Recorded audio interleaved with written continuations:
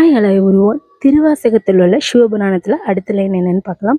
தில்லையுட் கூத்தனே தென்பாண்டி நாட்டானே அல்லறு பிறவி அறுப்பானே ஓ என்று. அதாவது தில்லைக்கு நீ கூத்தாட போயிருக்கலாம். ஏன்னா எல்லாத்துக்குமே தெரியும் நடராஜா நாட்டியம் அம்மை அப்பன்னு ஆனது அங்கே தான். இன்னொன்று கடவுள் எந்த ஒரு உருவமே இல்லாமல் இருக்கிறாரு அப்படிங்கிற காமிக்கிறதும் பல அதிசயங்கள் பல இது கொண்டது சிதம்பர ரகசியம்னே எல்லாத்துக்கும் தெரியும். அது எல்லாமே அங்கே தான் இருக்குது. ஸோ அங்கே போய் பார்த்தவங்களுக்கு தெரியும் நிறைய பேருக்கு. ஒரு இடத்துல நடராஜரோட ஒரு சின்ன இது இருக்கும். இன்னொரு சைடில் ஒரு வெற்றிடம் மட்டும்தான் இருக்கும். வில்வ மாலை சொன்ன மாதிரி இருக்கும். இந்த சைடு பார்த்தீங்கன்னா ஒரு நாராயணரோடு இருக்கும். போனவங்க எல்லாத்துக்குமே அது தெரியும். சூப்பராக இருக்கும். வாய்ப்பு கிடைச்சா போய் பாருங்க.